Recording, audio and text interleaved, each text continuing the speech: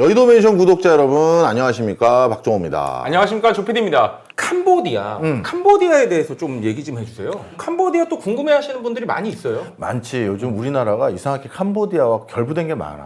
네가 자주 들어가는 불법 도박 사이트와 각종 야동 사이트들이 다 그 캄보디아에 서버를 두고 있다는데. 아, 이거 지금 농담하신 거죠? 네, 농담하신 거예요. 오해하지 말아주세요. 예. 근데 그 캄보디아에 있는 그 시아누쿠빌 거기가 또 뭐 중국 사람들 들어와서 뭐 각종 불법이 자행되고 있는 곳이다. 뭐 이렇게 알고 계세요. 맞아. 자, 그래서 이 캄보디아에 대해서 우리가 얘기를 좀 해보려고 하는데 이제 가까운 나라가 돼버렸거든. 근데 캄보디아를 아직도 뭐로 오해하시는 분들이 많으냐 하면, 우리가 캄보디아를 제일 먼저 시청각적으로 봤던 영화가 뭔지 알아? 킬링필드. 아, 킬링필드. 너도 그렇죠. 아마 봤을 거야, 어렸을 네. 때. 그 킬링필드가 이제 우리가 봤을 때 워낙 충격적이었던 장면들이 그렇죠. 있어. 네. 아주 어린 아이애가 그렇죠. 동네 나이 드신 어르신에게 인민재판식으로 네가 뭘 잘못했는지 알지 하면서 결국 총으로 쏘고 그 사람을 문매로 때려 죽이는 네. 그런 장면들이 있는데, 그러다 보니까 많은 분들이 캄보디아에 대해서 아직까지 오해하는 첫 번째, 캄보디아는 공산국가다. 아닙니다. 캄보디아는 이미 민주주의를 지향하는 국가로 바뀐 지가 꽤 됐어요. 그러면 캄보디아는 중간중간 예전에 군사 쿠데타는 일어났지만 지금은 공산국가가 아닌 민주주의를 지향하는 그냥 일반적인 우리 공화국이네요? 아니야. 그건 또 아니에요. 캄보디아는 입헌 군주제야. 군주가 있어요. 군주가 있어. 그래요? 이것도 사람들이 잘 모르더라고. 네. 캄보디아는 왕이 있습니다, 여러분. 아니, 우리가 이제 보통 왕 있는 나라들은 태국 많이 떠올리는데 캄보디아에 왕이 있는지는 몰랐어요. 그러니까 캄보디아에 왕이 있는데 여기에서 또 우리가 주목해야 될 게 있어. 캄보디아 왕은 그 왕실에서 장자 승계라든가 이런 식으로 무조건 되는 게 아니야. 그 캄보디아 왕을 누가 뽑냐 하면 내각에서 뽑아.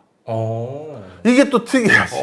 그러니까 입헌 군주제인데 왕을 또 내각에서 또 정해요. 근데 좀 정리를 해왔어. 어떻게 된 거냐면, 캄보디아 국왕은 누가 정하냐면 국왕선출위원회에서 정하는데, 이 국왕선출위원회 구성원이 누구냐면 그 캄보디아는 상원, 하원, 양원제거든. 상원 의장, 국회의장, 그 다음에 총리, 그 다음에 불교의 종정, 가장 높은 사람 2명. 불교 지도자. 불교 지도자 2명. 그 다음에 상원 부의장 2명. 국회 부의장 2명. 총 9명이 국왕을 결정하는 거야. 근데 국왕을 결정할 때 아무나 보고 용중이 너한테 네가 이번에 국왕하라 이럴 수는 없어. 네, 그렇죠. 그래서 원래 왕실 혈통이 3가문이 있어. 네. 그 3가문 혈통들 중에서 30세 이상 남자 자손들 중에 이 9명이 지정을 하는 거야. 그런데도 여기서 또 특이한 게, 그런데 그 왕이 아까 그 국왕선출위원회 자격을 가지고 있는 그 구성원 중에 총리가 있었잖아. 네네. 왕이 총리를 임명해. 되게 복잡하네요. 복잡하지. 네. 근데 왕이 총리를 임명할 때는 물론 왕이 야 네가 총리해라 이렇게는 못해. 어떻게 하냐면 제1당 의회, 그 국회 1당 있지. 네. 다수당이 단 곳에서 그 추천을 해줘. 그래서 그 추천을 받아서 오케이 이 사람을 할게요 하는 거야. 물론 국왕이 버틸 수 있어. 나 안 해. 그렇지. 그러니까 입헌 군주제라는 게 법에 의거해서 통치한다라는 그게 맞게끔 상호 견제 룰이 되어 있고, 왕이 무조건 뭐 직계 좀비 속에 의해서 장자가 승계하고 이런 것 같이 있는 유럽과는 좀 다르다. 이게 그 캄보디아의 굉장히 독특한 정치 구조야. 그런데 이런 정치 구조를 가지고 있음에도 불구하고 많은 사람들이 캄보디아 그러면 전형적인 군부 쿠데타의 공산 정권 이렇게 생각하는 이유가, 전 세계적으로 가장 큰 이슈가 됐던 이걸 크메르 루즈라고 부르는데, 네, 크메르 루즈. 이 크메르 루즈 때문이지. 설명을 좀 드리면요. 이 크메르 루즈도 우리가 아는 것과 좀 맥을 달리해. 그래요? 너 크메르 루즈 그러면 대충 머릿속에서 크메르 루즈라는 어떻게 보면 캄보디아 공산당, 이 공산당의 간부들은 대부분 어떤 사람이야 너 머릿속에 생각나니? 그때 뭐 지식인들 많이 죽이고 킬링필드 때 지식인들 죽이고 뭐 했었던 거 보면 그냥 뭐 농민 출신 막 이런 사람들 아니에요? 농민 출신 네. 그런 생각 들고 그리고 약간 도시 노동자 출신. 도시 노동자 출신, 그러니까 유산 계급이 아닌 자본이 없는 사람 이렇게 생각하고 또 이런 사람들을 뒤에서 서포트하거나 지원했던 것은 대부분 어디라고 생각해? 국경을 접하고 있는 소련이나 또는 중국 이렇게 생각하잖아. 근데 그렇지가 않아. 그래요? 전혀 그렇지가 않고 크메르 루즈의 수장들은 어떤 사람들이냐면 프랑스 유학파들이야. 아니 근데 왜 이렇게 옷도 뭐 새까만 색밖에 못 입게 하고 프랑스 유학 갔다 와가지고 패션의 나라잖아요. 나도 그거 잘 모르겠어. 그런데 이게 우리 쿠바도 그 피델 카스트로 말고 체게바라. 체게바라. 체게바라 어떤 사람이야? 체게바라도 또 집안도 그렇고 또 공부 좀 한 사람이잖아요. 체게바라도 아르헨티나의 엄청난 그 귀족 집안이라고 할 수 있는 그런 정도의 재산가고 본인이 의사였잖아. 그런데 본인이 그 어떻게 보면 그런 거 다 집어치우고 쿠바에서 혁명하려고 헌신했고 또 항상 야상에서 자고 그렇죠. 그런 것들을 지향했잖아. 이쪽도 똑같아. 프랑스 유학파 출신. 프랑스 유학파 시절이야. 이 대표적으로 크메르 루즈의 그 최고 주동자들이 치아라는 사람하고 살로스 사 이 두 사람인데 이 사람은 1960년대 프랑스 유학을 가서 프랑스도 사실 우리가 시장 민주주의만 지향하는 국가가 아니잖아. 그렇죠. 제3세계 진영의 수장처럼. 그리고 뭐 대혁명 겪었었던 나라기 때문에. 맞아. 그러다 보니까 프랑스 유학 시절 프랑스에서 마르크스주의, 레닌주의를 배워. 그래서 프랑스에서 그걸 배우고 고국으로 돌아왔다는 건 그리고 나서 비밀 결사를 만들었는데 그럼 그 당시 캄보디아는 왕정이고 공산 국가가 아니라는 얘기지. 그렇죠. 그래서 본인들이 이걸 공산 활동을 1960년대 초반에 하는데 엄청나게 탄압을 받는 거야. 그래서 이걸 하기 위해서 어디로 갔냐 하면 북부 정글로 숨어들어. 그래서 북부 정글에서 게릴라전을 하면서 어떻게든 이걸 이제 하는데 여기에서도 또 우리가 아는 것과 다른 지식이 하나 있어. 이 크메르 루즈가 북부 정글 지역에서 게릴라전 하면서 공산화를 도모하려고 할 때 이들을 가장 전폭적으로 지원해주고 도와줬던 국가가 어딜까? 미국이야. 맞아, 정답이야. 아니 뭐 전혀 이게 예상할 수 없는 걸로 제가 한번 얘기를 해봤는데 맞아, 정답이야. 미국이야.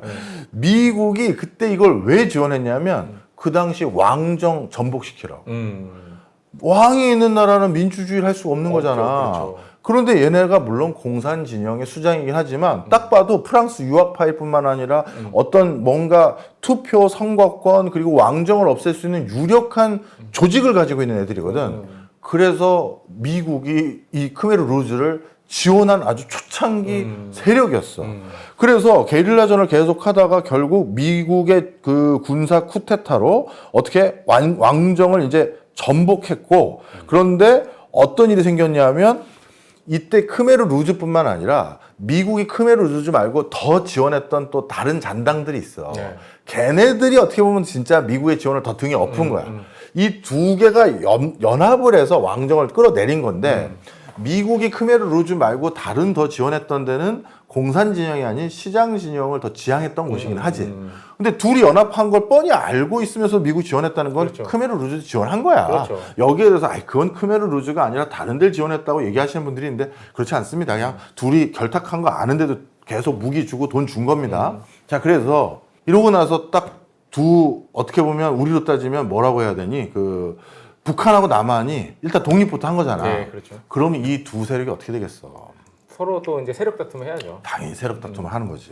그래서 캄보디아가 그 뒤로 완벽하게 또 크메르 루즈와 반대 진영이 또 싸움을 하게 되는데 이 크메르 루즈가 지향했던 바가 어떻게 보면 가장 이상적인 공산 사회야.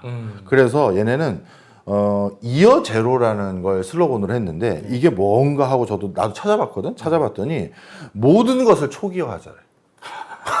석기 시대로 돌아가자.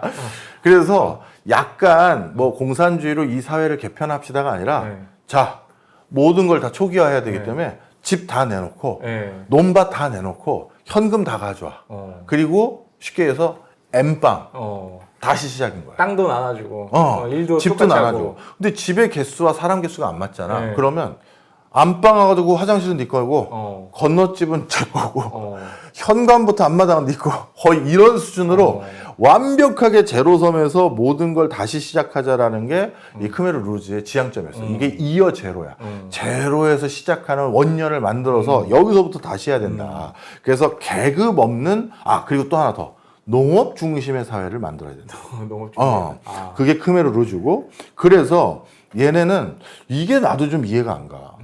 본인이 프랑스 유학파 출신인데 네. 세 가지 슬로건을 내. 네. 프랑스 파리에서 공부했던 사람인데 네.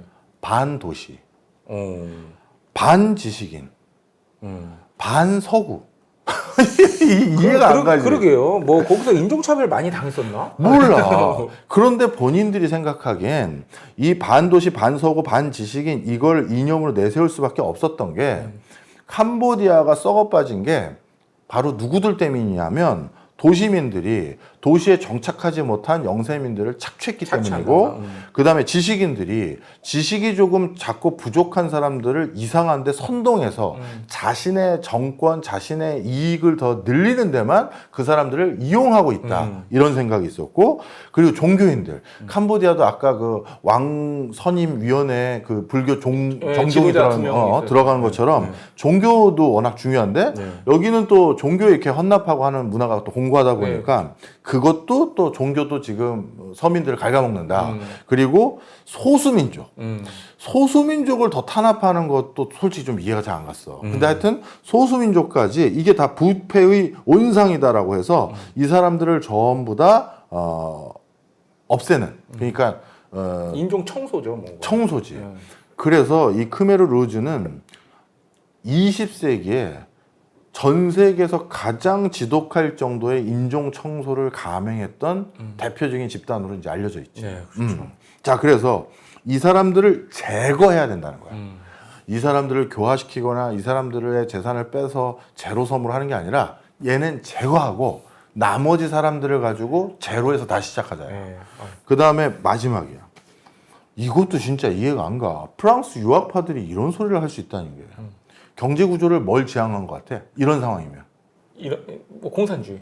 공산주의를 넘어서서 자급자족이야. 자급자족이요. 공산주의는 그렇죠. 중앙에서 너희들은 다 공장에서 일하고 너희는 농사만 짓고 해서 중앙에서 다 모은 다음에 다시 배급을 하잖아. 배분을 하고. 그렇죠. 그게 아니라 너는 네 가족들 자급자족해. 너희 동네 자급자족해. 너는 너희 동네 같이 자급자족이 목표. 자급자족이 목표. 농촌 중심의 자급자족. 그리고 그 농촌에 있는 것도 집단 경영이야. 뭐 마치 그냥 뭐 화폐 경제 발달하기 전에 완전 그냥 과거로 돌아간 그런 공동체 사회를 이상으로 삼았나요? 정답입니다. 그래서 얘네가 이 자급자족과 농업 집단화를 주장하면서 제시했던 게 시장 전면 금지. 자급자족을 하는데 무슨 시장에 내다 팔고 그렇지 필요 없지. 화폐 전면 금지야.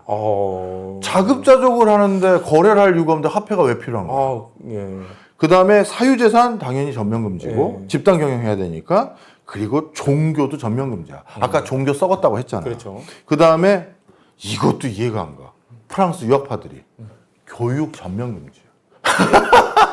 아니 오랜만에 용준이 당황하는 걸 보네. 아니 뭐 이렇게 안 되는 것만 이렇게 많아요. 특히 이게 교육 금지는 정말 이해가 안 되는데요. 누구도 이해가 안 가지. 이게 정말 이게 뭔 소린가 싶을 정도잖아. 그러게요. 이런 것들을 지향하면서 여기에 도움이 안 됐거나 그동안 이런 걸 우리나라가 가야 될 지향점인데 오히려 여기에 반하는 지배계층이 됐다든가 종교 지도자가 됐다든가 지식인이 됐다든가 전문직이 된 사람들을 전부 숙청하다 보니까 어떻게 됐느냐. 야, 정말 나도 이거 찾아보고 깜짝 놀랐는데 가장 정점에 있었던 기간이 75년부터 79년이거든. 그때 전체 인구 25%를 죽여.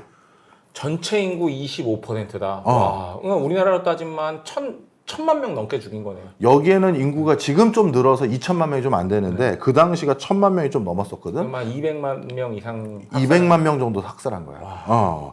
그런데 그냥 죽인 게 아니라 기아, 굶어 죽이기도 하고 고문, 처형, 그리고 그럼 이런 상황을 피하기 위해서 여기는 그래도 장점이 정글로 숨어 들어갈 수 있잖아. 그러다 보니까 질병으로 죽은 사람들이 또 많이 있어. 아니 지금 본인이 원하는 뭐 본인이라고 말하기는 좀 그렇지만 크메르 루즈가 원하는 세상을 만들기 위해서 실험을 했다기에는 너무 많은 희생자들이 나왔어요. 그렇지.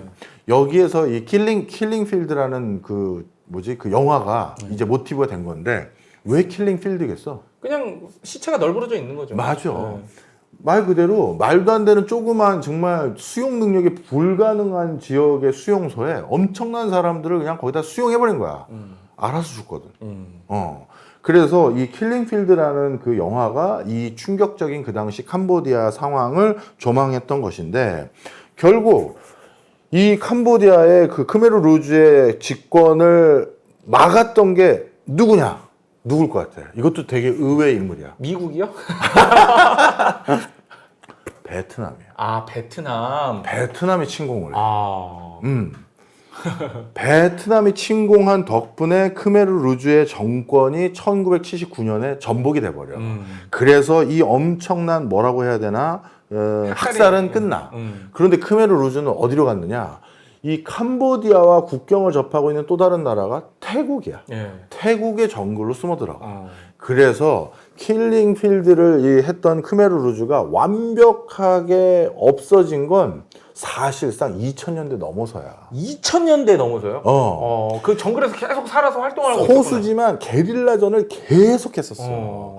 언젠가 우리 세상이 다시 올 것이다라고 하면서 거기서 또 나쁜 짓 많이 했지. 인신매매부터 해서 마약 장기, 재배하고. 마약 뭐 여기는 사실 정글만 들어가면 그쵸. 털을 잡을 수가 있으니까. 자, 그래서 지금까지 제가 설명드린 것들 중에서도 캄보디아 내가 알고 있었던 것과 좀 달랐네 라는 것들이 있을 겁니다.